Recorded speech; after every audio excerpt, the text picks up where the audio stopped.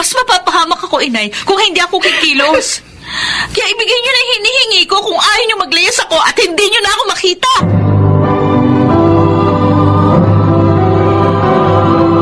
Handog ng DZRH ang tula sa kanyang panahon. May mga anak na labis na mapaghalap. Hindi maunawaan ang sinawing palad na magulang. Mga kaibigan, narito po't ating pakinggan ang naging karanasan ni Ina sa ating dulang sa kanyang panahon. Nay, nasaan na yung hinihingi ko sa inyo? Anak, hindi ba maaaring sa 1 linggo na lang? Ano? Kasi, babayaran ko sana yung mga utang natin sa tindahan ni Amparo at maging doon kay Cynthia. Nakakabwisit naman, oh. Anak, Di nyo na nga ako napag-aral, eh. Pati ba naman magandang damit? Ipagkakait nyo pa sa akin? Ano ba yan? huwag ka nang umiyak. Ay, naku, sige na, sige. Oo na. Kunin na itong pera. Makikiusap na lamang ako sa mga pinagkakautangan natin na sa 1 linggo ko na lamang sila babayaran. Sige na, kunin mo na.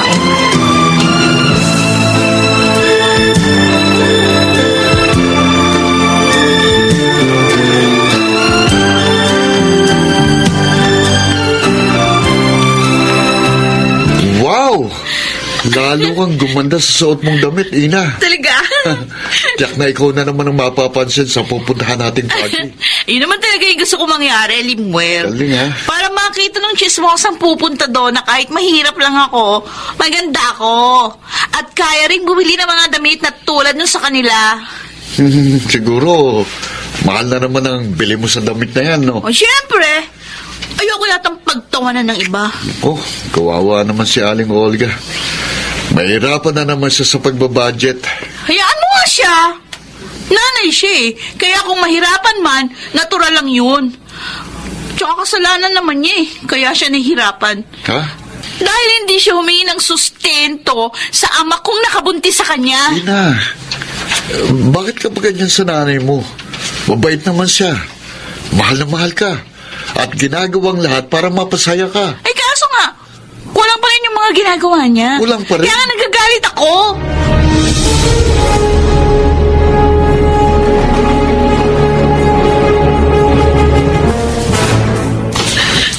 Ano ba yung sasabihin mo sa akin, Olga? Cynthia, pasensya na sana, ha? Huwag ka sana magalit. Taong ito, hindi mo pa nga sinasabi eh. Ano nga ba yun? Hindi ko pa kasi mababayaran yung utang ko sa'yo. Pero huwag ka mag-alala. Sa 1 linggo, mababayaran ko rin yun. Naghabit kasi ng anak ko yung pera eh. Oo, alam ko. Sinabi sa akin ni Limuel ko na may mamahaling bagong damit si Ina. Kailangan niya kasi. Nakakaawa naman yung bata kung hindi ko pagbibigyan. Naunawaan naman kita, Olga. Pero sana, huwag mong sinusunod ang lahat ng gusto ng anak mo. Dapat matuto siyang makontento sa kung ano ang kaya mong ibigay sa kanya. Hindi yung pinipilit kanyang kayanin ng isang bagay kahit pa mahirapan ka. Cynthia, Huwag mo hayaang mahilig siya ng gusto sa layaw.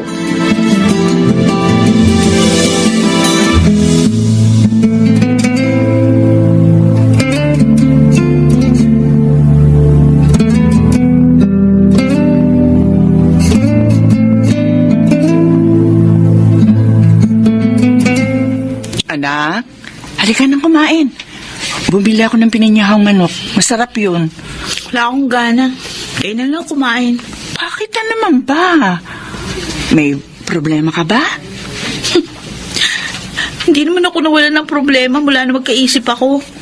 Ina, ginagawa ko naman ang lahat para maibigay ang mga pangangailangan mo. Kaso nga, hindi nyo pa rin makaya. Hindi niyo ako mapag-aral sa magandang university sa kursong gusto ko. Hindi niyo rin ako mabigyan ng magandang bahay at maginhawang buhay. Pero di bale, sa gagawin ko, malulutas na ang problema ko. Ha? Anong ibig mong sabihin? Bigay niyo sa akin yung address ng ama ko. Pero bakit pa? Puntahan ko siya. Mahina kayo eh. Hindi niyo siya nakayang hinga ng sustento. O, akong gagawa nun. Hihingan ko siya ng sustento para mabuhay naman ako ng maayos. Pero Ina, baka mapahamak ka, anak. Mas mapapahamak ako, inay, kung hindi ako kikilos. Kaya ibigay niyo na yung hinihingi ko. Kung ayaw niyong mag-less ako at hindi niyo na ako makita pa.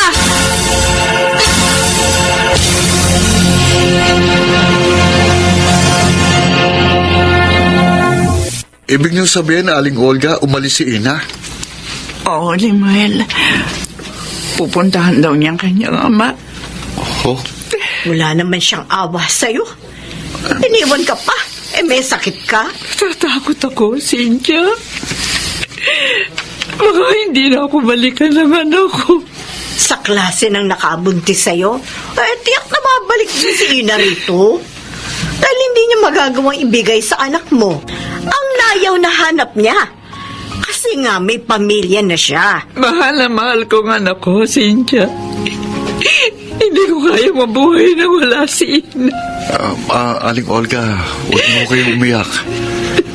Hayaan niyo, tatawagan ko siya. Baka sakaling makinig siya sa akin. Ay, sige nga, Limuel, anak. Para matulungan naman natin ito si Aling Olga mo.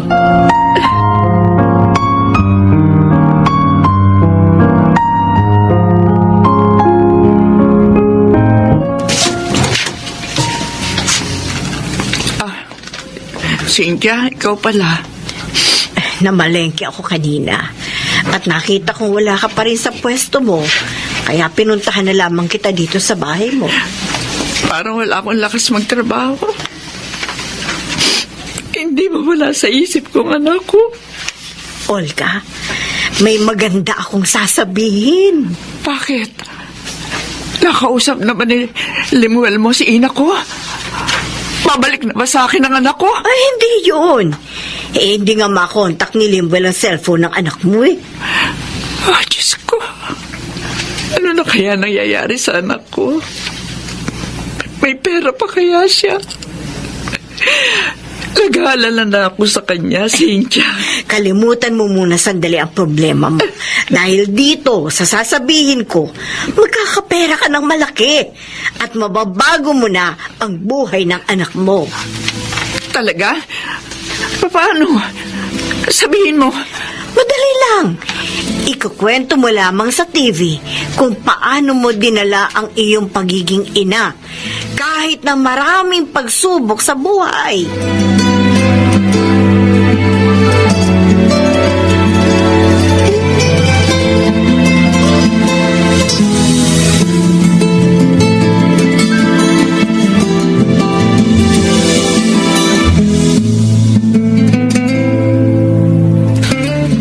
Sino ka? Ba't mo ako hinahanap? Ako po si Ina. Itay. Itay? Ba't mo ako tinawag na Itay? Hindi naman kita kilala. Dahil kayo po ang ama ko. Ako po ang anak niyo kay Olga Santiago. Ikaw?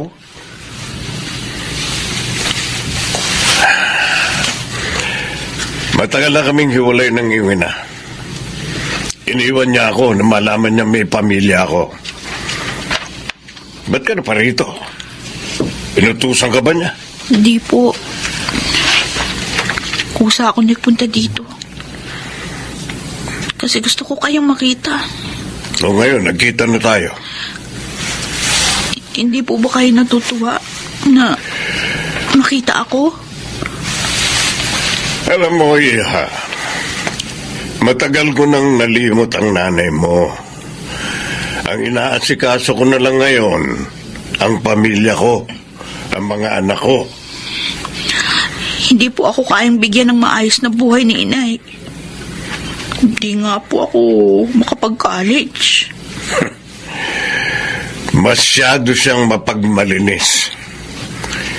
Hindi siya pumayag na makisama sa akin. Lumayo siya. Kaya problema na niya yun. Tay, Buti pa bumalik ka na sa nanay mo.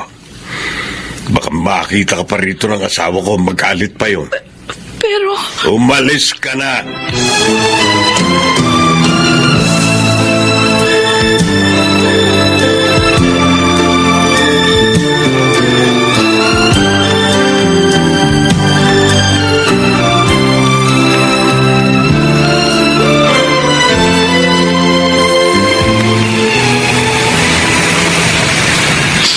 Akala ko pa naman, matutuwa siya pag nakita ako. Akala ko magbabago ng takbo ng buhay ko. Nakakaawa na ako sa hirap. Mali pala ako. Dahil wala siyang pagmamahal sa akin. Walang pagmamahal sa sarili kong ama. Si Inay lang nagmamahal sa akin.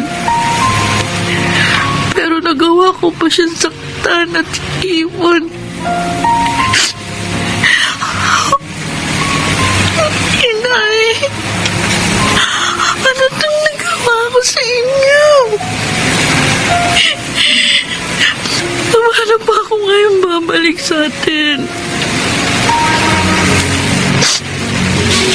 Tanggapin niyo ba kaya ako?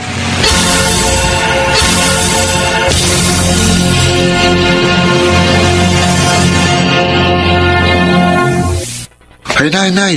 Na, sasabihin na ni Jordan kung sinong kanilang magiging unang Super Mommy of the Year. Ay, naku. Sana manalo ang kaibigan ko. Sana manalo si Olga. Paligay ko po, nay, mananalo si Aling Olga. Dahil napakaganda ng kwento ng buhay niya. Mahusay din po siya sumagot sa tanong. At maganda rin ang ipinapakita niyang talent. At ngayon, sumapit na ang oras na ating pinakahihintay. Alam kong gustong-gusto nyo lang malaman kung sino ang ating tatanghaling kampiyon. Bueno, hindi ko na patatagalin pa ang inyong pananabik. Ang ating Super Mommy of the Year ay walang iba kundi si Mommy Olga Santiago! Nanalo ang kaibigan ko.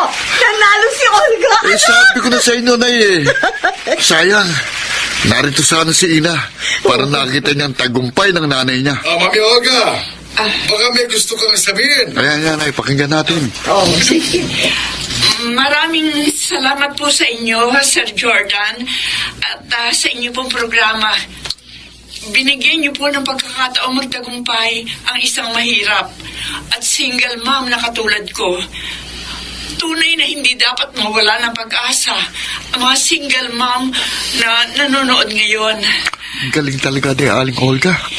Inihahandog ko naman ang tagumpay kong ito sa mahal kong anak na si Ina. Anak, nagsisi ako na umibig ako sa maling lalaki. Pero kailanman, hindi ko pinagsisihan na minahal kita. Mahal na mahal kita, anak. At para sa iyo ang lahat ng pagsisikap ko.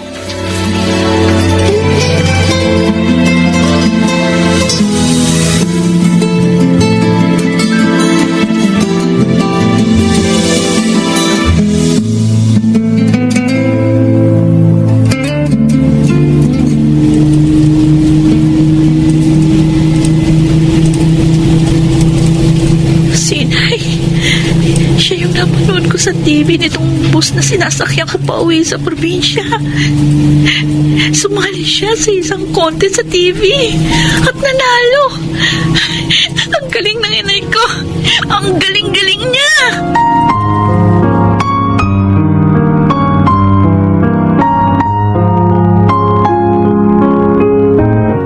Congratulations, Olga. Ang galing mo. Punong-puno ng aral ang lahat ng mga sinabi mo sa TV. Salamat, Cynthia. Pero, masaya sana ako kung narito ang aking anak.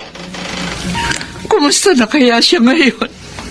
Nay, Ay, narito na po ako. Ina!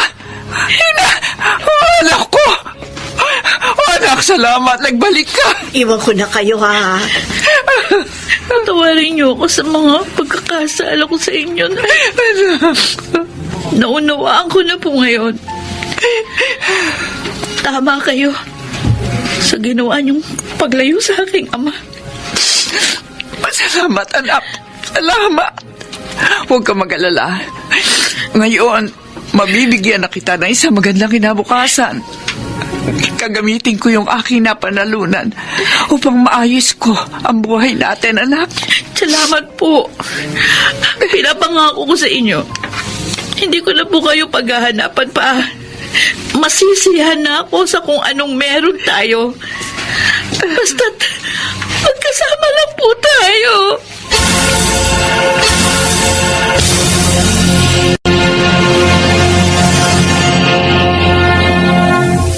May mga pangyayaring mahirap tanggapin, ngunit kung ito'y matututuhan lamang na unawain, magiging maganda pa rin ang ating buhay sa kanyang panahon.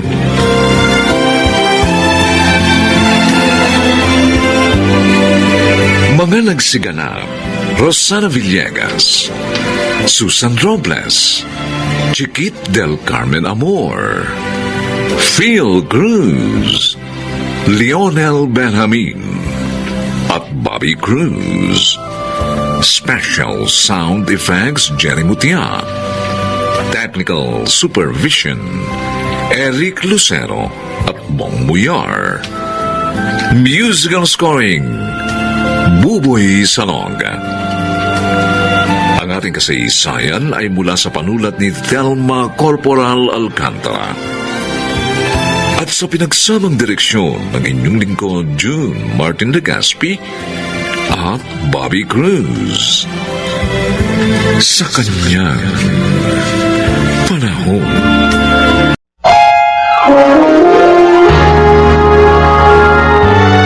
Kauna-unahan sa Pilipinas.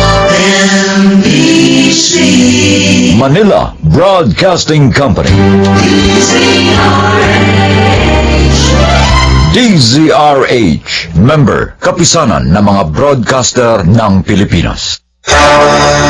Siya nga ba talaga may hangad sa pera ko o ikaw?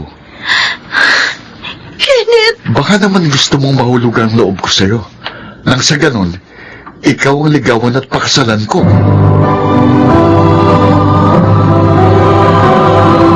Handog ng DZRH ang tula sa kanyang panahon. Hanggang saan at hanggang kailan nga ba dapat panigan ang isang kaibigan? Mga kaibigan, narito po ang naging karanasan ni Talia sa ating dulang sa kanyang panahon.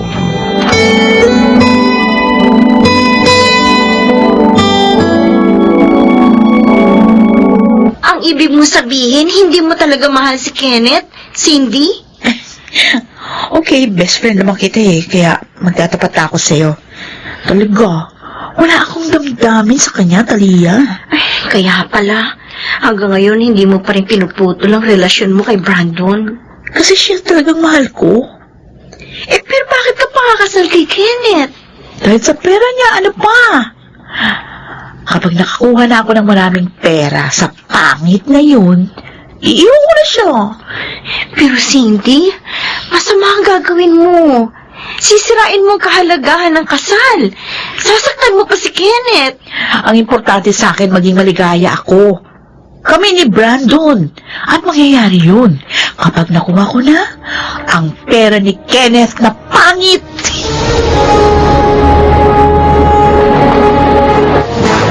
Talia, anak. Nagkagalit ba kayo ni Cindy? Paano ilang araw ko na napapansin, iniiwasan mo siya. Kapag nagpupunta siya rito, nagtatago ka. Pati tuloy ako nakapagsisinungaling. Pasensya na po, Nay. Para kasing ayoko na makipagkaibigan pa sa kanya. Pero bakit? May masama ba siyang ginawa sa'yo? May masama po siyang ginagawa. Ha? Pero hindi sa akin. Kay Kenneth po. Sa nobyo niya? Opo. Hindi ba napakabait nun? Tama po kayo. Siya ang tumulong sa parents ni Cindy nung magkasakit ang mga yun. Anong ginagawa niya, anak? Niloloko? Opo. Dalawa silang nobyo ni Cindy. At si Brandon ang talagang mahal niya. Ay, kawawa naman pala si Kenneth. Siguro kaya ginagawa ni Cindy sa kanya yon. Dahil pangit si Kenneth. Pero mali pa rin ang ginagawa niya, Nay. Sabi niya, kahit nung mag-asawa na sila, pag nakuha na niya ang pera ni Kenneth, aalis siya. Sasama kay Brandon. Pagbihirang bata yun, oo. Masama at napakasakit ang gagawin niya. Kaya nga po, naiinis ako sa kanya eh. Ang totoo, Nay, gusto kong sabihin kay Kenneth ang lahat. Abay, bago mo gawin yon, ihanda mo muna ang sarili mo sa maaaring maganap.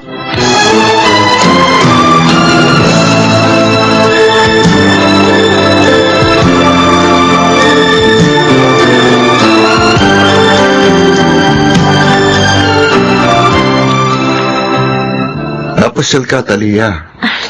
Pasensya na ha kung naabala kita, Kenneth. Hindi ka abala.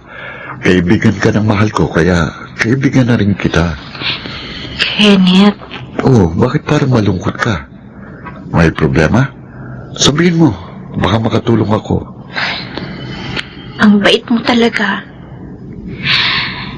Wala akong problema. Pero, ikaw, meron. Ano? Anong ibig mong sabihin? Maaring hindi ka maniwala sa akin, pero totoo ang sasabihin ko.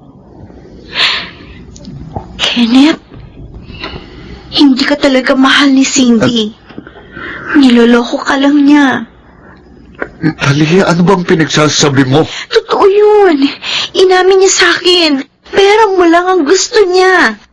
Hindi ko akalaing magagawa mo siraan si Cindy sa akin.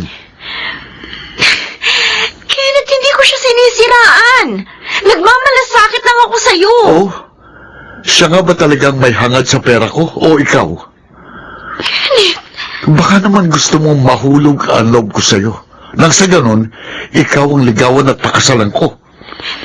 hindi nagkakamali ka. Alam ko mahirap ka lang kumpara kay Cindy. Kaya maaaring yun nga ang hangad mo. Mahirap nga lang ako. Pero malinis sa kalooban ko. Hindi ako sakim. Hindi ko magagawa ang kinilang hindi akin. Umalis ka na. Ayoko nang marinig pang mga sasabihin mo. Alis na!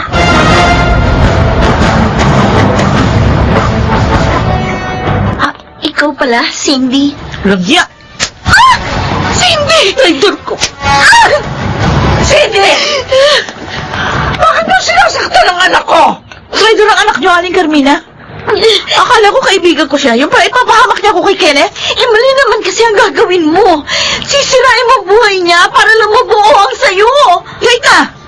Dapat ako pa rin yung banigan mo. Dahil ako ang kaibigan mo. Buti na lang hindi naniwala sa'yo si Kenneth, kaya napahiya ka.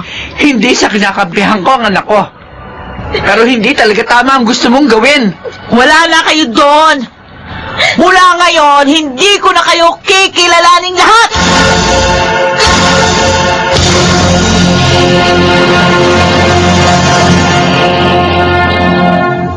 Oh, anak. Malungkot ka na naman. Bakit? Naiisip mo na naman sina Cindy at Kenneth. Kung maaari ko nga lang sanang ipakita sa kanya ang laman ng puso at isip ko. Malalaman niya hindi ako nagsisinungaling. At maililigtas ko siya sa kapahamakan. Kapag naipakita mo sa kanya yon, malalaman na rin niyang mahal mo siya. Nay, Anak, babae din ako. Nanay mo pa. Kahit isang beses ko palang nakita si Kenneth, alam ko nang mahal mo siya. Sayang nga lang, maling babae ang minahal niya. Pero may magagawa ka pa para matulungan siya. paano po? Ipakiusap mo sa Diyos natulungan siya.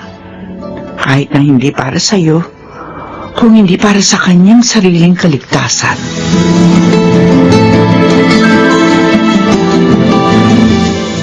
Daddy, mukhang mahalagang sasabihin niyo sa akin ha. Tama ka, anak. May problema po ba sa business natin? Wala iho.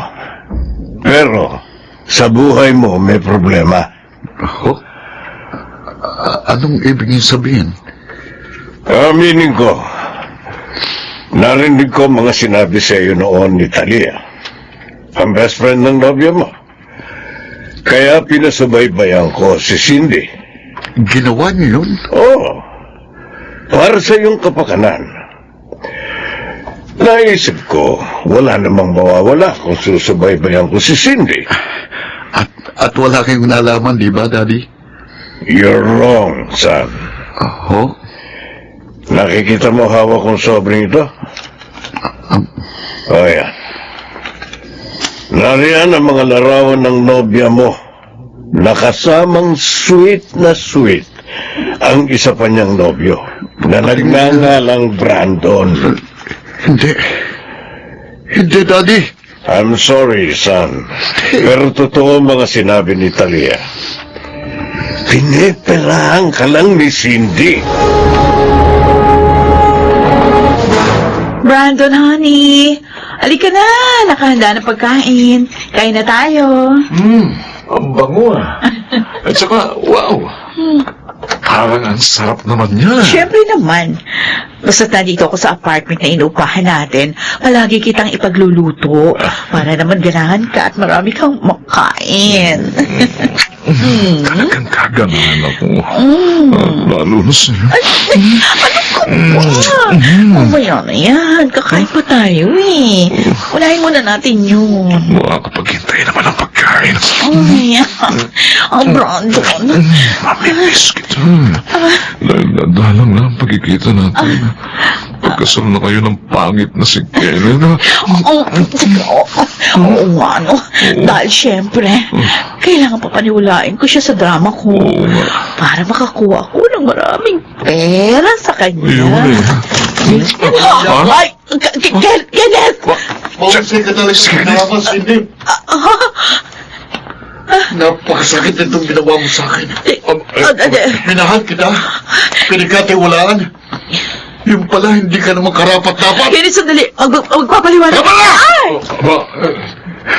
Hindi na kita paniniwalaan, pataksil ka. At wala na rin kasalang pang magaganap.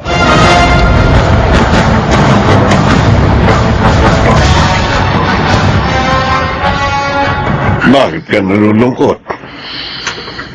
Nananaig pa rin ba sa iyo ang damdamin sa taksil na babae niya? Hindi po, Daddy. Ang totoo, nagpapasalamat ako sa Diyos dahil nakaligtas sa pagkasira ang buhay ko. Tama yun. Nalulungkot po ako dahil naiisip kong masasakit na salitang binitiwan ko kay Talia. Iniya ko siya ng gusto, yung pala. Siyang nagsasabi ng katotohanan. Hindi pa naman huli, anak.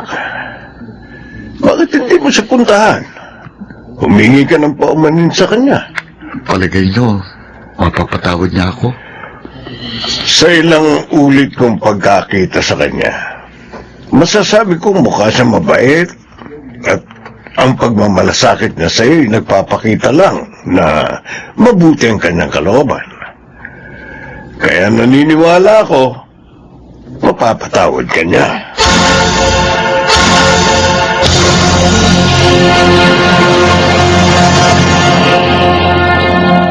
Kenneth, Ako nga, Talia. paano mo nalaman ito amin? Nagtanong-tanong ako sa ibang kaibigan niyo ni Cindy hanggang sa matuntun ko ito. Anong kailangan mo? Wala na kami, Talia. Ha? Dahil sa mga sinabi mo, sinubaybayan si Cindy ni Daddy hanggang sa mabisto niyang lahat ng mga ginagawang panluloko sa akin ni Cindy. At nahuli ko rin sila ni Brandon. Ganun ba? At least ngayon, Alam mo nang hindi ako nagsisinungaling. Oo. Kaya nga, pinagsisisihan ko ang lahat ng sinabi kong masasakit. I'm sorry, Talia. Kalimutan mo na yun. Wala naman akong galit sa'yo. Sana maging magkaibigan pa rin tayo kahit wala na si Cindy sa pagitan natin.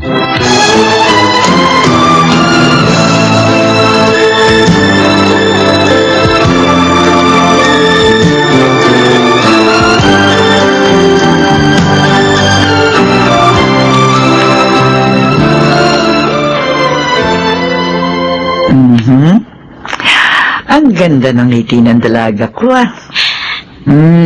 Alam ko na. Dahil yan kay Kenneth? Sinunod ko po ang sinabi niyo, Nay. Inihingi ko po siya ng tulong sa Diyos. At natupad naman ang pakiusap ko. Iniligtas po siya ng Diyos sa kapahamakan, sa kamay ni Cindy. Dahil walang hindi kayang gawin ng Diyos. Magtiwala lamang tayo sa Kanya.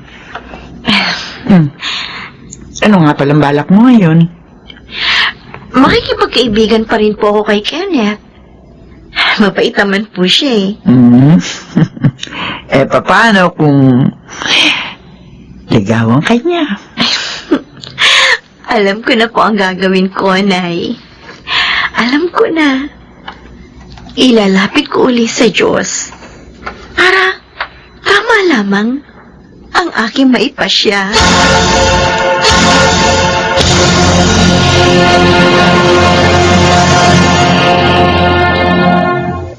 Pumapanig sa katotohanan ang matalinong nilalang at sa bawat gawa niya ay ang Diyos ang gabay sa kanyang panahon.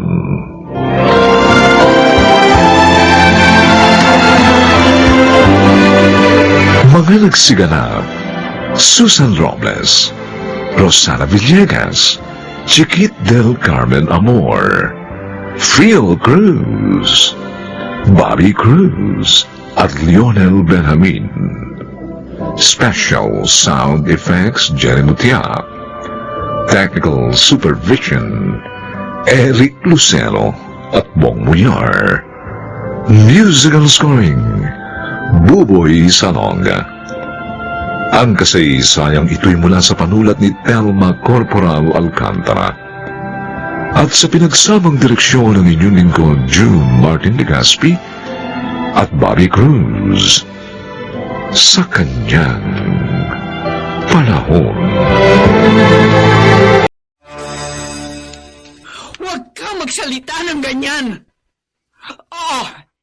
Siguro nga dahil sa akin kaya nagkaroon kayo ng sakit. Pero inalagaan ko kayo. Hindi ako nagkulang sa inyo. Minahal ko kayo ng higit pa sa buhay ko!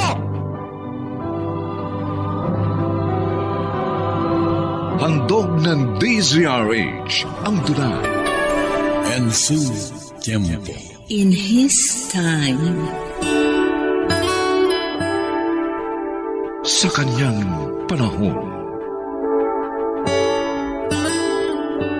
Hiram lang ang buhay.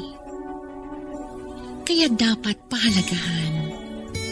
Sino mang magpakasakit ay ginagantimpalaan sa kanyang kadakilaan.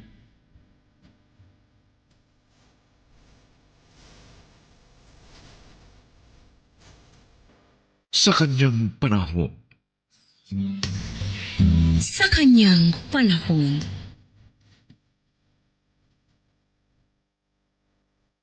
Kapag may simula, may wakas. Maraming maaaring maganap. Mga bagay na hindi natin inaasahan. Ito ang hiwaga ng buhay. Sa bawat yugto, may masama at kabiguan, pangungulila at kalungkutan na tila walang katapusan.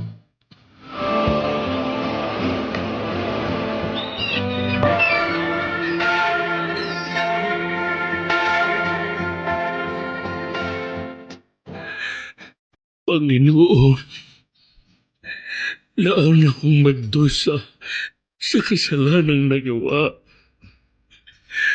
Nagsusumamo po ako sa inyo.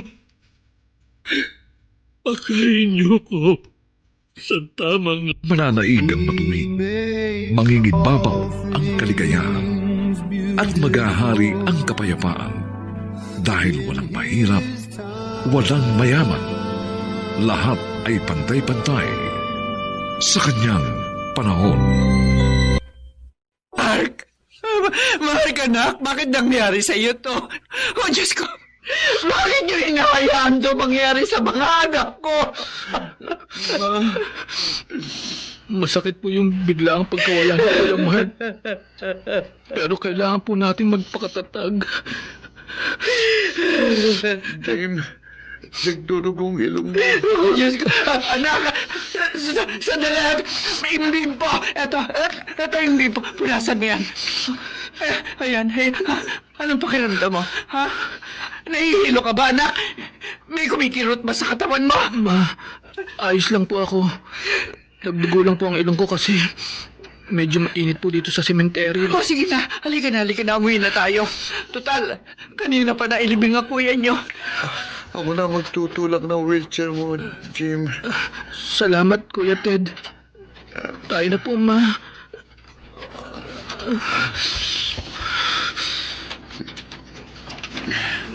Sa totoo lang, mga bata pa lang kayo, nangangamba na ako para sa kaligtasan niyo. Alam ko na may kakaiba kayong sakit. Nung mapansin ko na kapag nakakasugat, matagal ang pagdurugo. Parang hindi gumagaling. Bukod sa madalas ko kayong makitaan ng mga pasa at pamamaga sa buong katawan niyo.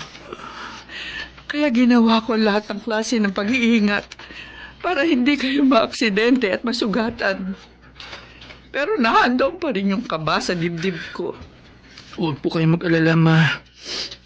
Mag-iingat po kami palagi ni Kuya Ted. Pasensya na sana kayo kung nagiging mahigpit ako. Ayoko lang na mawala kayo sa akin. Kapag may nawala pa sa inyo, hindi ko mapapatawad ang sarili ko.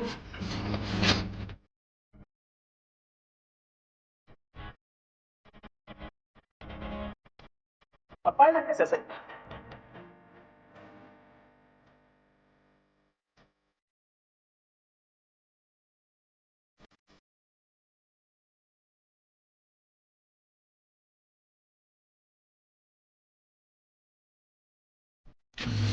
Ayan, sandali, ha? Ayan. Oh, ayan. Napalitan na kita ng damit. Oh, ano? Musta na pakiramdam mo? Patuloy pa rin po sa pamamaga yung mga siko at tuhod ko.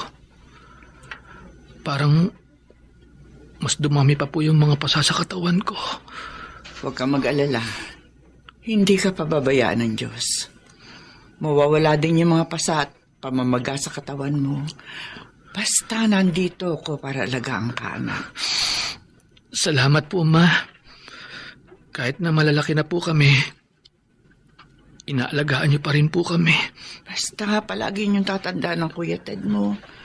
Hanggat nabubuhay ako, aalagaan ko kayo.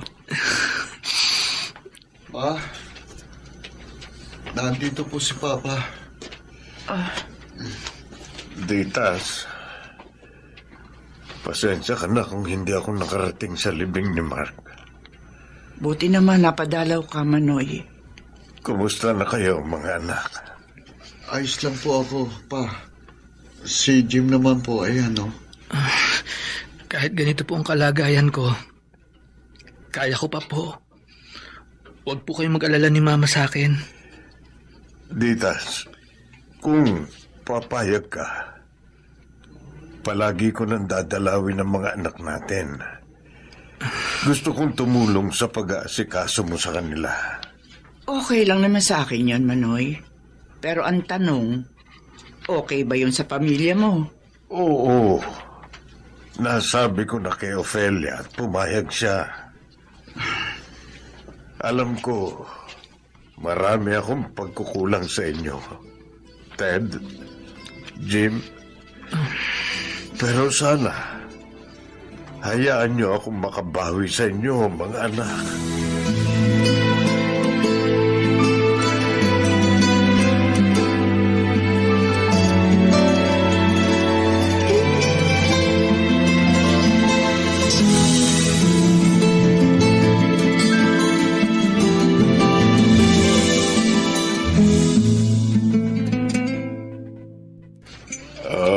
Ditas, magkape ka muna. Salamat, Manoy. Nasabi mo na ba sa mga anak mo ang tungkol sa sakit nila? Oo. Nasabi ko na yun sa kanila. Pero hindi lahat ng detalye. Tulad na lang ng sa akin nila nakuha yung sakit na nagpapahirap sa kanila. Manoy, ayoko kasi na sisihin nila ako. Hindi ka naman siguro nila sisisihin. Wala namang may gustong magkasakit ng ganon. Namana ko yung sakit na yun sa tatay ko.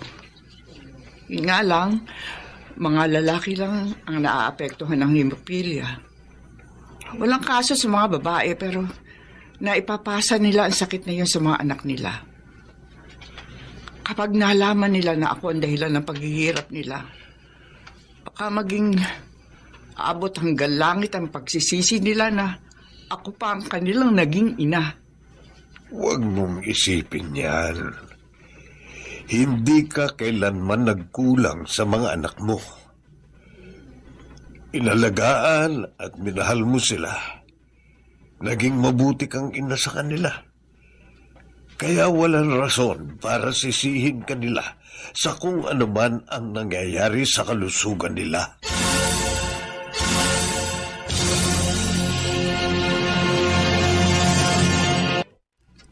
O, Ted, saan ka na naman pupunta? Diyan lang po sa labas, sa mga tropa. Labas ka ng labas. Paano kung maaksidente ka sa labas? Malaki magiging problema natin. Mag-iingat naman po ako. Hindi, ayoko, hindi ka lalabas. Alam ko po kung paano ingatan ang sarili ko. Kaya pakiusap. Itigil nyo ng pagtrato sa akin ng bata kasi 22 anyos na ako eh. Naku naman anak, concerned lang ako sa iyo. Ayoko lang na may mangyaring masama sa iyo. Papayagan ko naman sana kayong lumabas kung wala kayong sakit ni Jim. Dahil ba may sakit kami kaya ikukulong nyo na lang kami dito sa bahay? Manaman, for once, huwag nyo akong pigilan sa gusto kong gawin. Kung anong gusto kong gawin sa buhay ko. Hayaan niyo po akong magdesisyon para sa sarili ko. Gusto ko namang maranasan mamuhay ng normal. Huwag niyo naman sanang ipagkait sa akin yun. Ako naman, anak. Huwag mo naman sanang masamain yung pag-aalala ko sa inyo. Kung mamamatay ako dahil sa paglabas ko, yun na yun. Wala tayong magagawa dun. Besides, mamamatay din naman kami ni Jim. Huwag ka magsalita ng ganyan. Hindi mo lang alam kung gaano ako masasaktan kapag nawala pa ang isa sa inyo. Ma, please, tama na po. Alis pa rin ako ng bahay. Desisyon ko po yun. Bahala ng Diyos sa akin.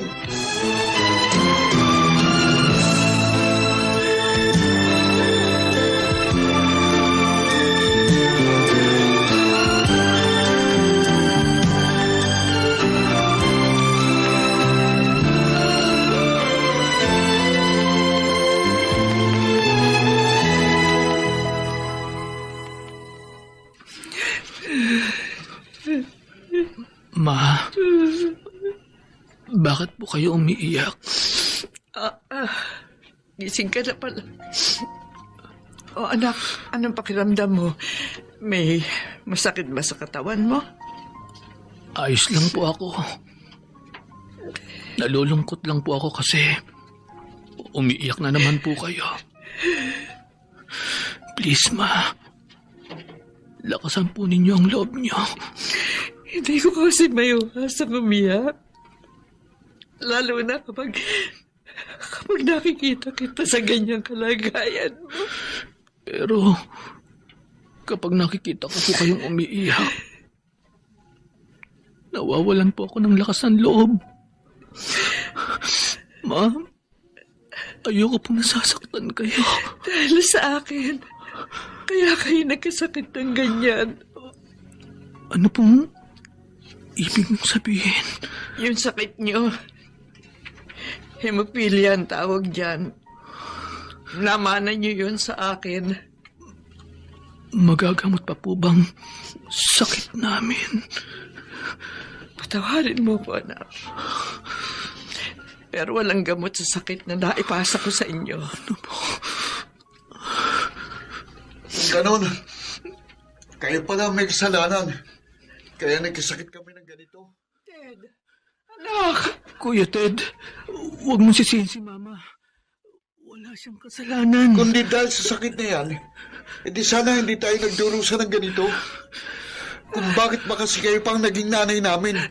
Sana hindi na lang ikaw ang nanay namin para hindi kami nabubuhay ng miserable. Kuya Ted! Hindi ko kagustuhan na magkaroon ng sakit na hemophilia.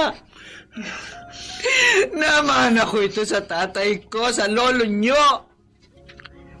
Pero hindi nito naapektuhan ang mga babae. Ang mga lalaki lamang ang pinahihirapan ng sakit na ito. Ang malas naman namin kung ganun. Huwag kang magsalita ng ganyan! Oo! Siguro nga dahil sa akin kaya nagkaroon kayo ng sakit. Pero inalagaan ko kayo. Hindi ako nagkulang sa inyo. Minahal ko kayo ng higit pa sa buhay ko. Hindi mo lang alam kung gaano kasakit sa akin na makita kayo sa ganyang kalagayan. Ma, tama na po. Huwag na po kayong umiyak. Ma, ayoko matulad kay Kuya Mark. Ayoko pang mamatay. At gusto kong mabuhay ng normal. Hindi kayo mamamatay! Kung makikinig kayo sa akin. Kailangan niyo makiisa sa akin, mga anak. Kailanman, hindi ko kayo ipapahamak!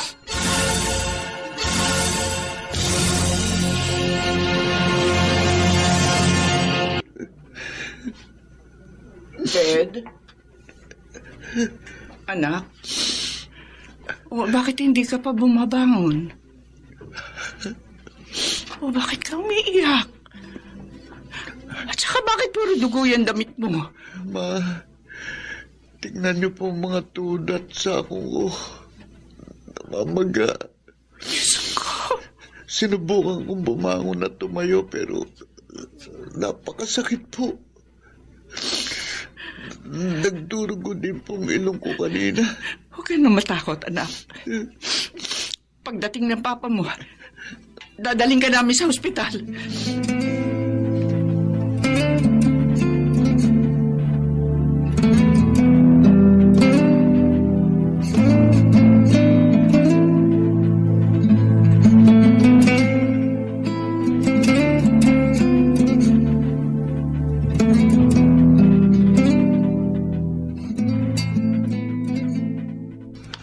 Merong severe hemophilia B ang parehong anak ninyo, ma'am. But don't worry. May mga therapy tayo na pwedeng mabawasan ang epekto ng sakit sa katawan ng mga anak ninyo. Dok, kahit ano pong therapy yun, gawin nyo na po para sa mga anak namin. Pero, magkano po bang aabutin sa therapy? Ditas, kahit magkano pa yan, handa ako magbigay para bumuti lang ang lagay ng mga anak natin. Huwag mo nang isipin ang pera. Ako nang gagawa ng paraan. Dok, kumusta na po ba mga anak ko? Pareho na po sila nagpapahinga. Pwede niyo na po silang puntahan ngayon. Salamat, Dok.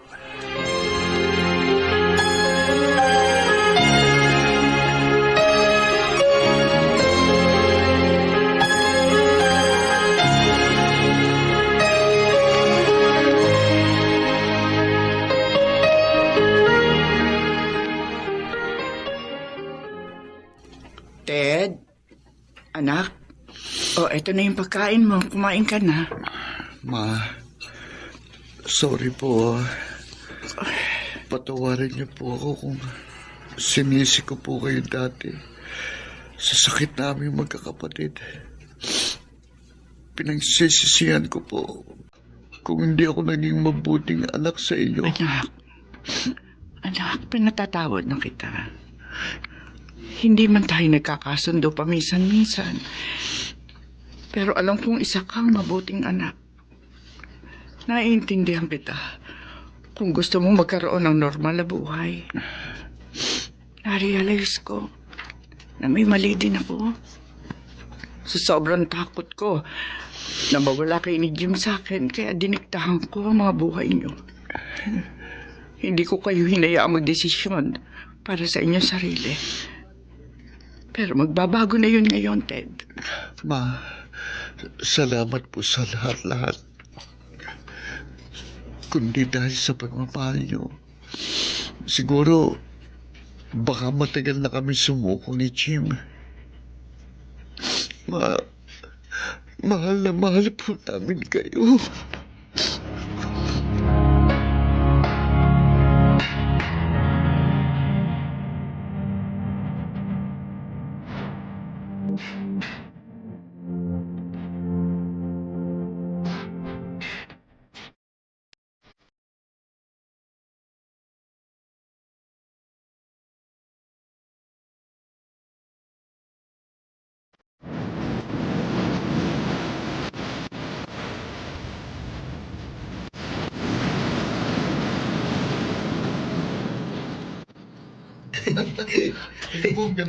Buti naman, Ditas. Naisipan niyong umuwi ng mga anak mo dito sa probinsya. Nako, Mila. Nami-miss ko na kasing pumunta rito. Lalo na yung pagpunta rito sa Dalampasigan. Tignan mo yung mga anak mo, oh. Mukhang masaya silang pinagmamasdan yung paglubog ng araw. Pero nalulungkot lang ako ng konti. Dahil pareho na naka-wheelchair si Ted at Jim. Pero Mila, umaasa pa rin ako na isang araw papakinggan ng Diyos sa mga dasal ko at gagaling ang mga anak ko. Oy, gusto mo isamahan mo na yung mga anak mo? Babalik naman ako sa kubo para magluto ng hapunan. Oo, sige. Salamat, ha? Pinatuloy mo kami sa bahay mo. Ay, wala yun. O, sige na, Ditas. Ma! Oy, mga anak! Ma! Samahan niyo po kami dito habang pinapanood ang paglubog ng araw. Smile naman kayo, Ma. Dapat masaya po tayo ngayon kasi magkakasama po tayo. Alam nyo, natutuwa ako na makita na pareho kayong masaya.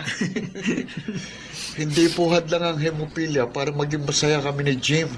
At saka, alam naman natin na palaging nakagabay sa atin ng Diyos. Hindi po niya tayo pababayaan. Ma, mahal na mahal po namin kayo. At nagpapasalamat po kami dahil kayo po ang naging mama namin. Mga anak ko, sobra din ang pasasalamat ko sa Diyos. Dahil meron ako mga anak na mababait. Maswerte ako dahil ibinigay kayo ng Diyos sa akin. Mahal na mahal ko rin kayo, mga anak.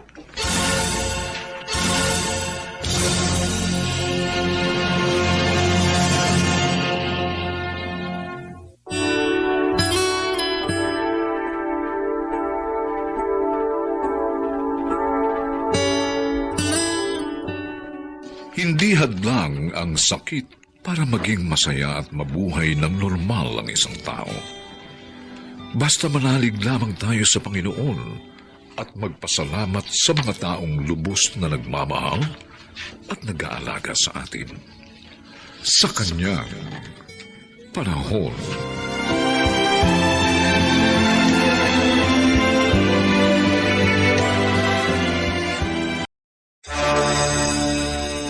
Matapos niya akong ipagbili noong 5 taong gulang ako kina Mami Lydia.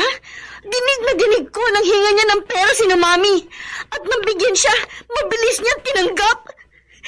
Tapos ngayon, uutusan niya kayo para hingan ako ng tulong dahil may sakit siya.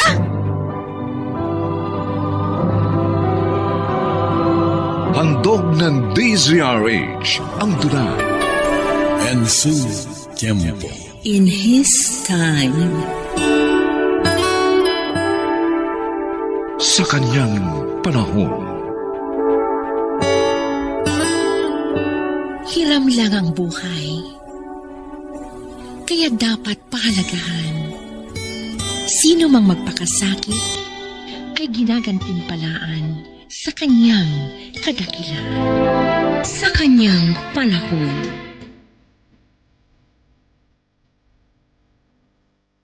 Kapag may simula, may wakas. Maraming maaaring maganap. Mga bagay na hindi natin inaasahan. Ito ang hiwaga ng buhay. Sa bawat yugto, may masama at kabiguan, pangungulila at kalungkutan na tila walang katapusan.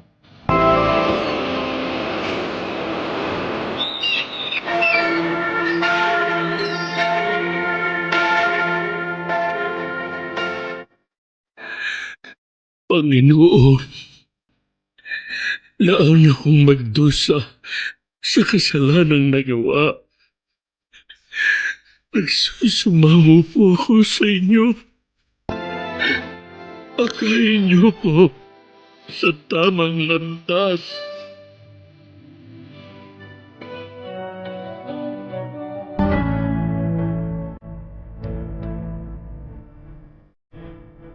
Ang lahat ay magbabago. Mananaig ang matuwid. Mangingibabaw ang kaligayahan. At maghahari ang kapayapaan. Dahil walang mahirap, walang mayaman. Lahat ay pantay-pantay sa kanyang panahon.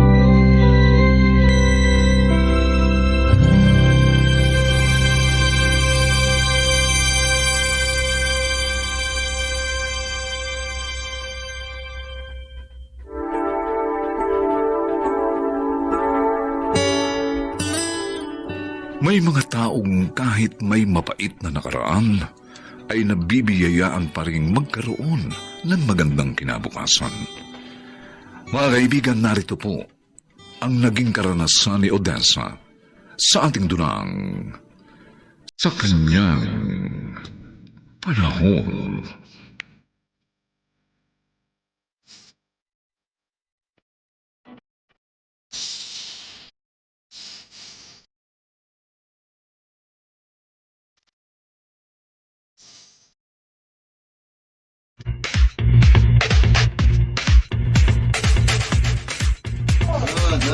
Mami? Daddy? Bakit po may party dito sa bahay? Nakalimutan mo na ba? Today is your birthday. Yes, I know. Pero alam niyo naman po na hindi ako mahilig mag-party. Ganito ang granding celebration. Anak, talagang sinadya naming surpresahin ka? Gusto naming maging unforgettable ang huling birthday mo. Nabuo tayo.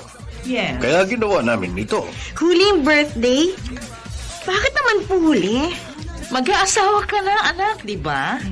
Namanhi ka na kagabi yung nobyo mo. O di sa mga susunod na birthday mo, hindi ka na namin kasama. Hindi na tayo buo. Daddy, Mami, kahit po ikasal na kami ni Ron, makakasama ko pa rin kayo sa mga special occasions sa buhay ko. Kaya buo pa rin tayo. O paano kung nasa abroad kayo? Tama. Tama ang mami.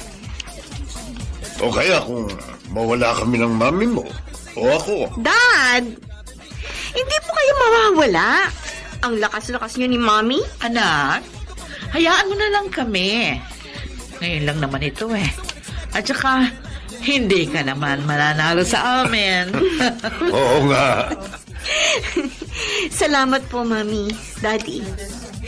Sa pagmamahal at pagbigay niyo po sa akin ng magandang kinabukasan. Pinunan niyo yung malaking kawalan sa buhay ko. O anak, huwag kang umiyak. Sana lang, anak. Lahat ng mga itinuro namin sa iyo ay isang buhay mo. Maging ang pagiging mabuti sa iyong kapwa.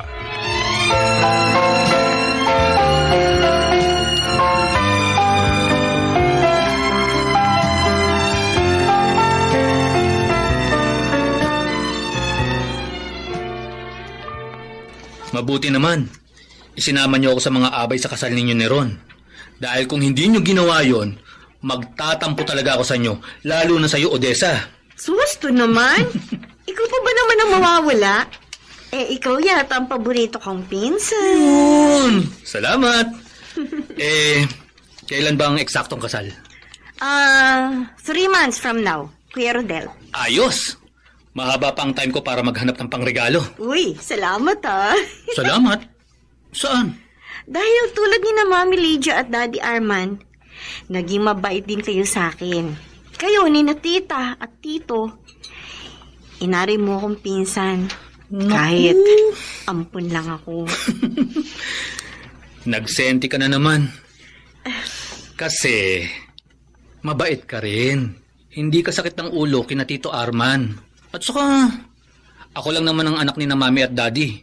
Kaya naging malapit din sa'yo ang loob nila. Swerte ko pa rin talaga. Dahil kina Mami Lydia at Daddy Arman ako napunta. Oh, may nag-text. Teka Pakasiro lang. na yan. Oo, titingnan ko ha. Hindi! Kuya Rodel! Oh, Si Daddy! Dinala ni Mami sa ospital!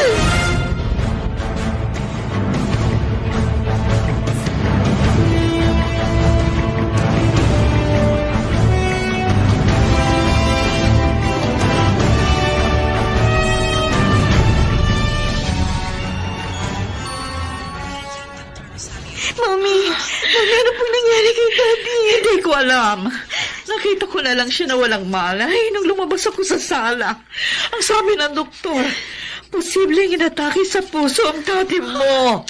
Hindi ko alam. Hindi ko alam na may sakit sa puso si Daddy. Dahil inilihim niya yun sa atin. Kaya pala, kinulit niya ako na gawing unforgettable ang yung birthday. Dahil ganito ang mangyayari. Mami, pinalalapit tayo ng doktor kay Daddy. Tayo na po.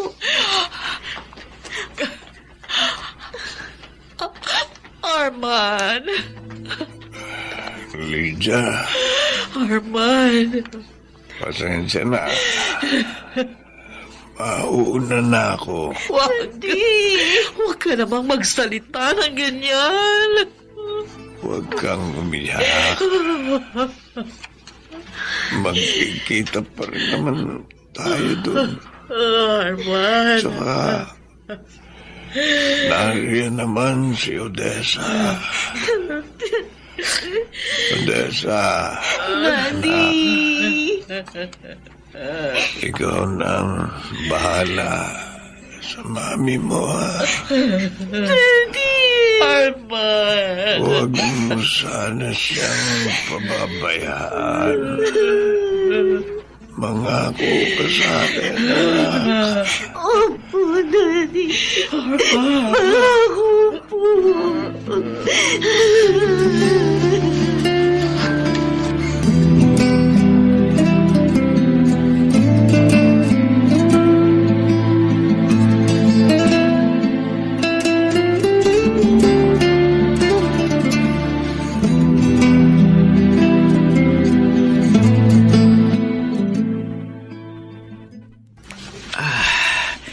Eto na po yung pinagbentahan ko, Mang Dado. Salamat, Emang.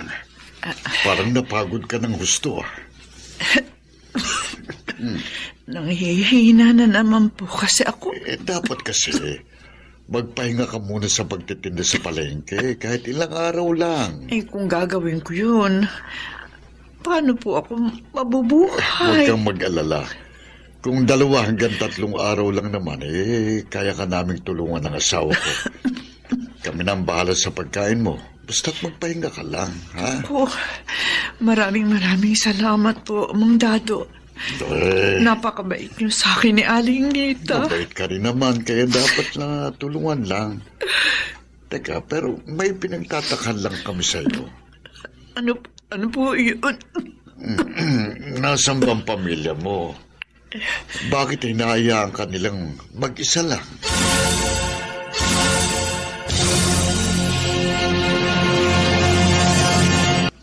Ibig niyo pong sabihin, hindi po matutuloy ang kasal ni na Ron at Odessa? Oo, Rodel. Dahil nga sa nangyari sa Tito Arman mo, Kailan na po matutuloy yun?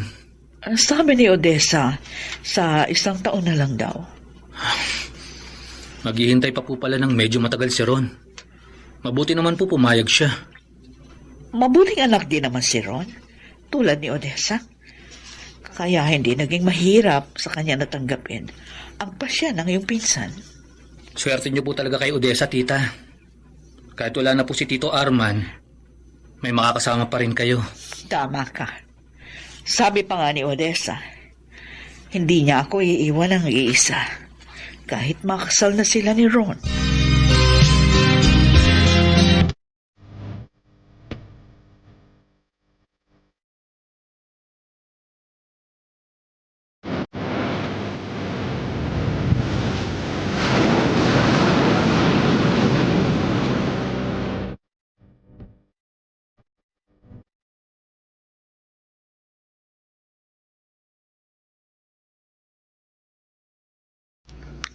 Mang, Ay, Dado, kayo pala. kanina pa ako kumakatok hindi ka sumasagot. Nakita kong bukas ang pinto nitong inuupahan mong kwarto, kaya pumasok na ako. Pasensya na po. Napaidlip siguro ko. Teka po, kung hindi ka gumagaling sa mga binibigay na gamot sa'yo ng center nyo, dapat siguro dalhin ka na sa ospital. Mang Dado, wala naman po ako ibabayad doon. Kung gusto mo, pupuntahan ko siya.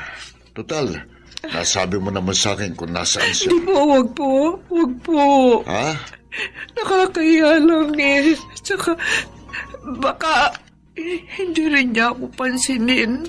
Hindi natin malalaman kung hindi natin susubukan. Gagaling din po ako, Mang Dado. Gagaling din po ako.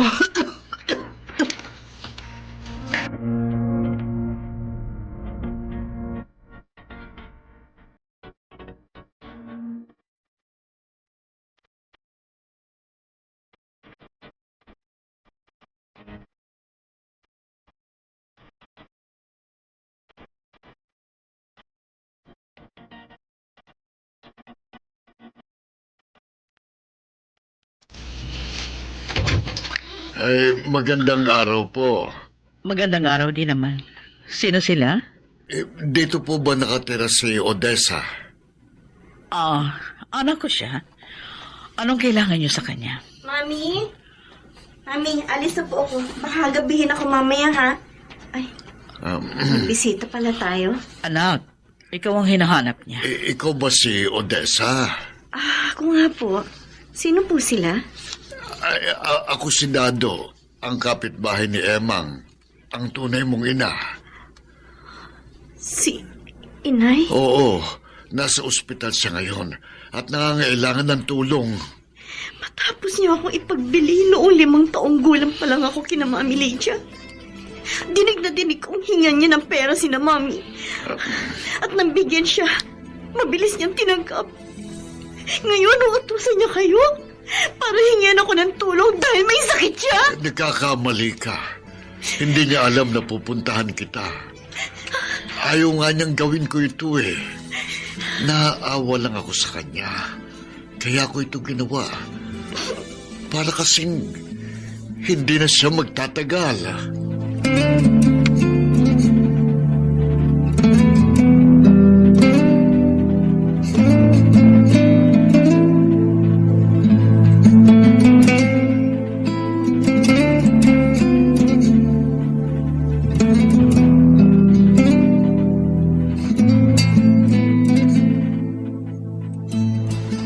Tita Lydia, Rodel, salamat at dumating ka. kumusta na po si Pinsan? Ayun. Iyak pa rin siya ng iyak doon sa kanyang kwarto. Siguro po, dahil muling nagbalik sa kanya ang sugat ng kanyang nakaraan. Ganun na nga. Ano pong balak niyo? Ang gusto ko, kausapin natin siya para kumalma na. Tita, papayagan niyo po ba siyang puntahan ng tunay niyang ina?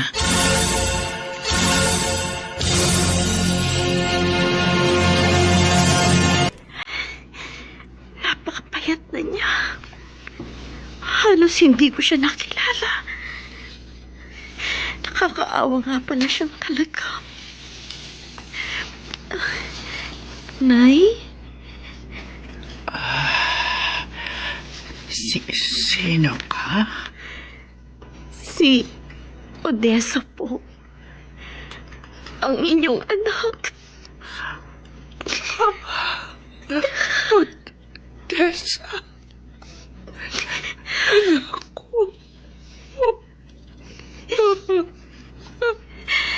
Pinuntahan po ako ni Mang Dado. Kaya ko na lamang narito kayo. Patawad. Patawad, anak. Tinularan ko ang tatay mo. Pinabayaan din kita. Pinagbili pa. Ang sama ko, ina. Ang sama-sama ko. Nang dahil sa bisyo ko, ibinenta kita. Patawad na ako. Huwag po kayo umiyak, Nay. Baka lalo lang kayo panghilalan. Patawarin mo ako. Anak ko. Pinatatawad ko na po kayo, Nay. Nagpapasalamat nga po ako dahil pinaampun ninyo ako. Dahil sa ginawa ninyo, nagkaroon ako ng magandang kinabukasan.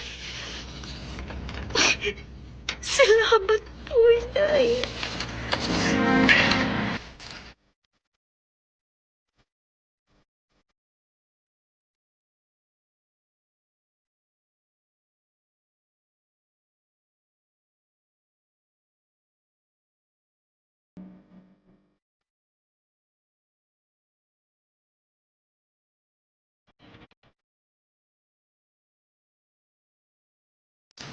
Tita Lydia, pinuntahan ko po kayo dahil sabi niyo nalulungkot kayo.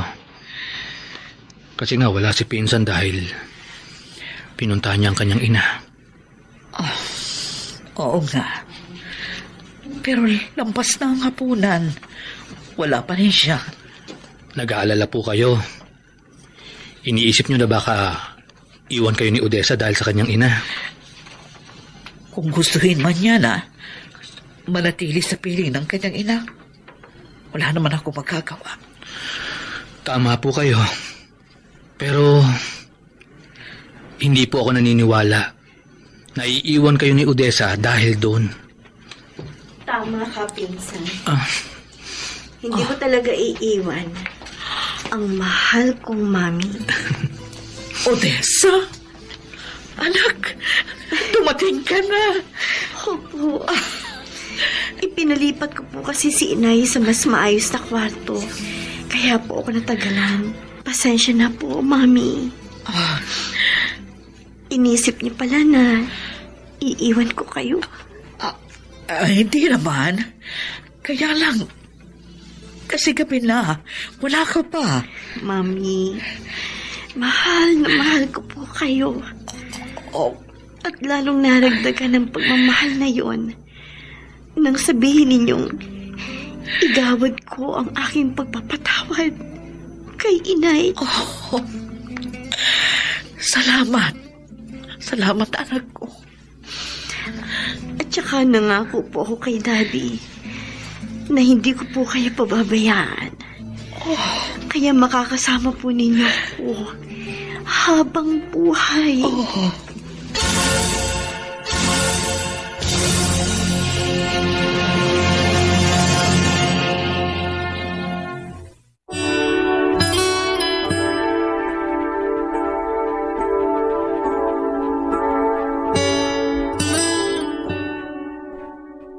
Hindi lamang ang mga matulungin sa kapwa ang kinalulugdan ng Diyos, maging ang mga mapagpatawad. Sila'y kanyang pinapatnubayan at binibigyan ng magandang kapalaran sa kanyang panahon.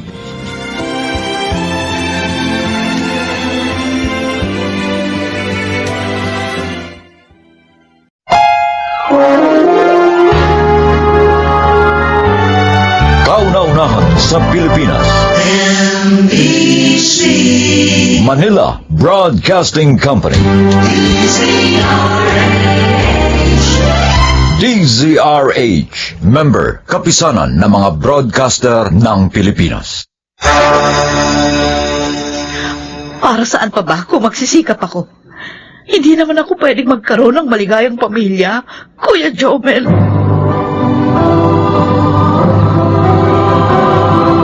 Handog ng DZRH ang dula sa kanyang panahon. Kung minsan nakadarama ang tao ng pagkaawa sa sarili, lalo na kapag sunod-sunod ang kanyang kabiguan, paano nga ba ito mapagtatagumpayan? Mga kaibigan, narito at ating pakinggan ang naging karanasan ni Carlita sa ating tunang sa kanyang panahon.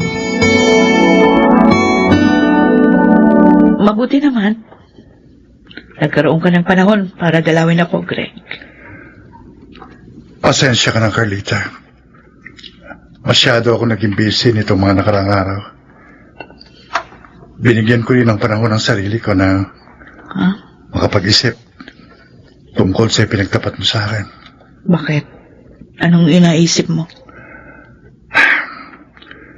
Nanatili akong binata at naghintay ng tamang babae para maging ina ng aking mga magiging anak. Dahil ang pangarap ko talaga, isang maligayang pamilya. Lahat naman ng tao, yun ang pangarap. Ang magkaroon ng maligayang pamilya. At akala ko, ikaw ang makapagbibigay sa akin nun. Hindi pala. Pwede ba? Huwag ka na magpaligoy-ligoy pa, Greg. Ano ba ang ibig mong tukuyin? Sorry, Carlita. Pero ibig kong matupad ang pangarap ko. Kaya, kalimutan mo na lang ako. Sabi ko na eh. Katulad kayo ng iba kong naging nobyo. Pero minahal kita, alam mo yan. Huwag mo na akong bigyan ng konsuelo. Nabuhay akong wala ka. Makapagpapatuloy pa rin ako. Carlita. Sige. Binibigay ko ang kalayaan mo.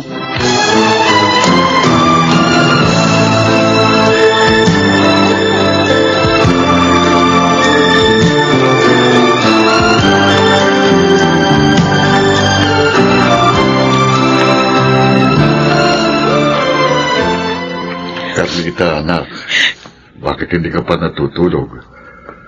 Maaga ka pang papasok bukas. Itay. Umiiyak ka. Dahil ba kay Greg? Nakipag-break sa'yo? Opo. Oh. Bakit ba ito nilaranas ko? Naging tapat lang naman ako. Bakit mali ba yun, Itay? Hindi, anak.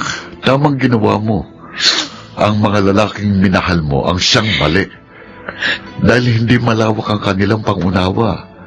Hindi nila matanggap ang iyong kapansanan. 2 beses na. 2 beses na ako nabibigo. Para bang kahit kailan, hindi ako pwede magkaroon ng maligayang pamilya dahil ayaw nila sa akin. Huwag kang mag-isip ng ganyan. Huwag kang patalo sa sakit ng kalooban at kalungkutan. Itay, ang hirap.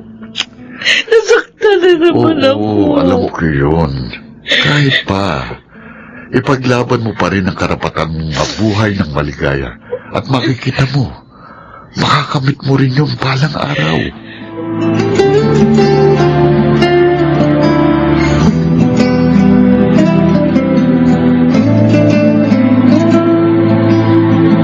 Totoo pala ang sinabi niyo, Sang Tonyo. Ang payat na nitong si Pinsan, ah. Paano? Madalas siyang walang ganang kumain. Buti nakapagtatrabaho ka pa. Madalas na rin niyang absent sa opisina ng pinapasukan niya. Para saan pa ba ako magsisikap ako? Hindi naman ako pwede magkaroon ng maligayang pamilya. Kuya Jomel. Naaawa ka lang sa sarili mo. Kaya mo nasasabi yan. Idilat mo ang mga mata mo, insan. Mas marami ang kahabag-habag kaysa sa'yo. Bakit hindi ka humugot ng lakas sa kanila? Para muli kang lumigaya. Hindi ko alam ang gagawin ko, kuya. Parang wala na akong gana sa buhay. Mali. Hindi dapat ganun. Mabuti pa, sa ibang lugar ka muna magtrabaho. Jomel, ano ibig mo sabihin? Chong, may agency po na nagpapaalis papuntang Hong Kong ang bayaw ko. At hiring sila ng mga tao ngayon. Kung gusto ni Pinsan, papasok siya doon. Kuya Jomel?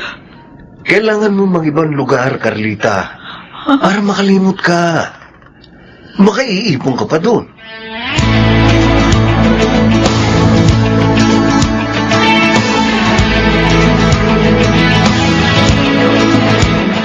Oh, anong masasabi mo, Jomel?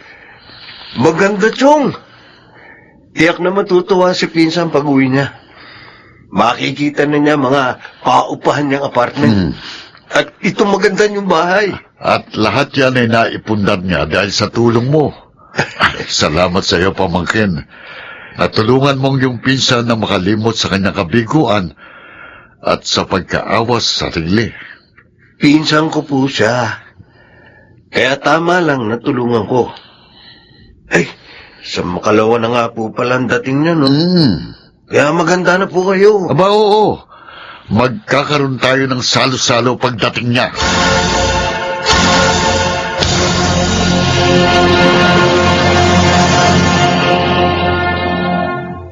Hazel, nakikiramay ako. Aling Carlita, wala na po ang mga magulang ko. Mag-isa na lang po ako. Bakit? Wala ka bang kamag-anak na pwedeng makatulong sa iyo?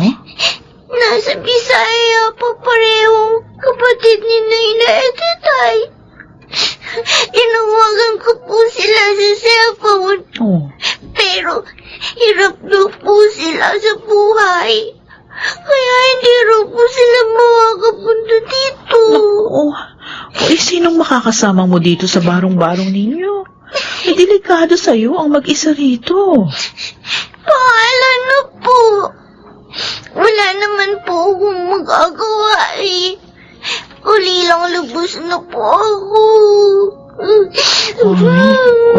Kung gusto mo, pagkalibing ng mga magulang mo, di sa akin ka nalang tumira.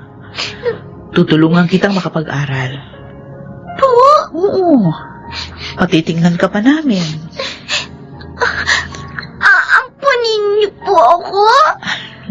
Sa nakikita ko, hindi naman pera ang kailangan mo, kundi atensyon at pagmamahal. At yun, handa kong ibigay sa iyo.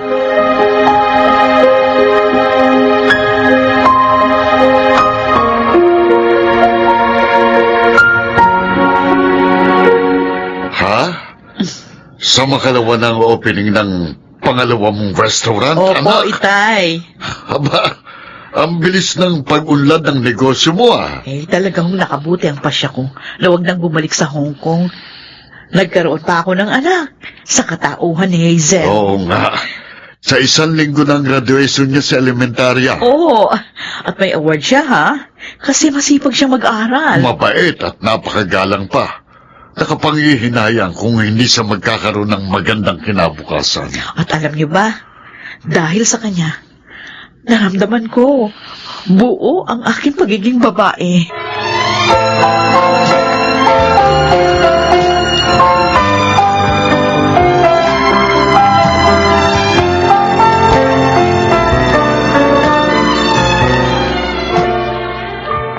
Greg?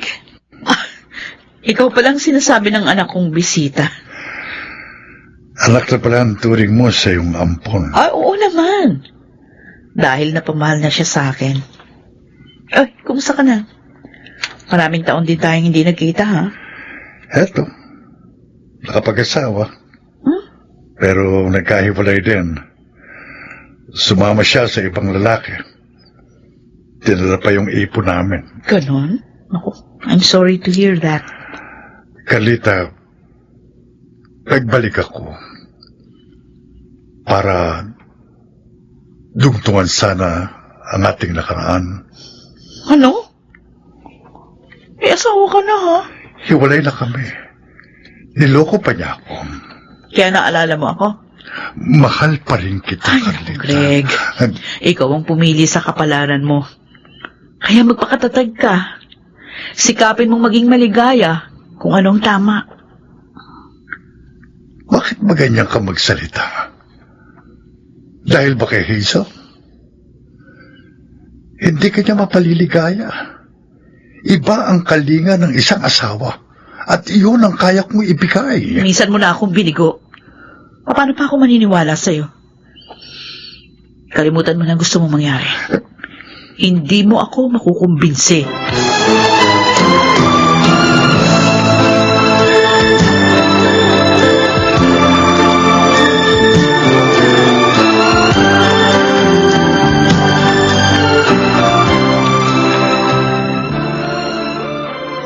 Amo ko na yun?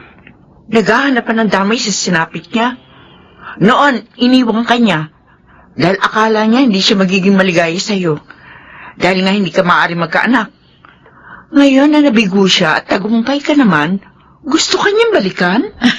Hindi naman ako pumayag, Sherry. Alimot ko na siya. At saka maligaya na ako sa kung ano ang meron ako ngayon. Buti naman maliwanag ang isip mo. Hindi ka nadaig ng panunukso niya.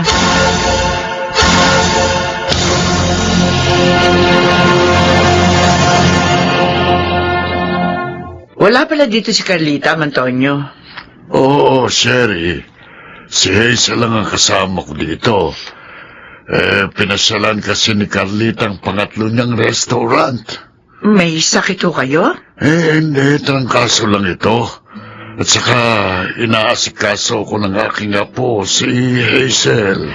Ay, naku, ang bilis ng panahon, ano ho? College na ho siya, ano, Antonio? Oo, at medisina ang kinukuha niya. Para daw may doktor na kami ng nanay Carlita niya.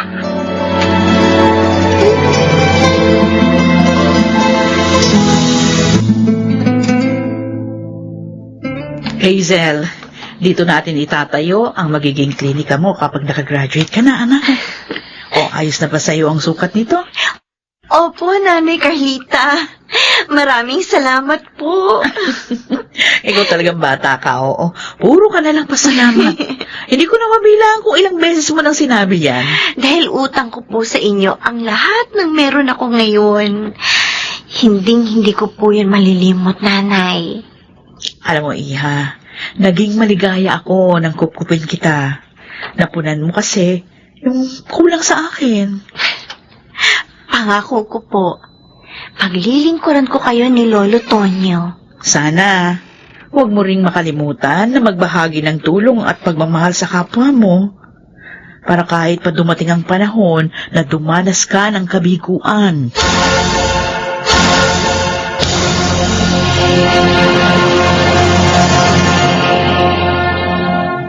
Hindi hadlang ang kabiguan sa pagtatamo ng tunay na kaligayahan sa kanyang panahon.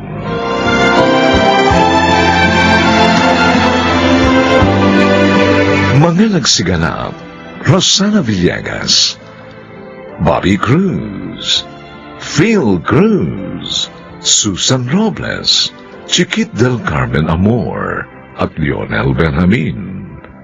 Special Sound Effects, Jerry Mutia. Technical Supervision, Eric Lucero at Bong Muyar. Musical Scoring, Buboy Salong.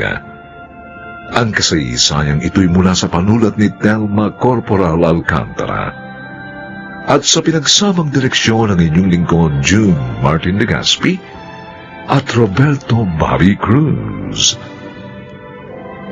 Sa kanyang panahon.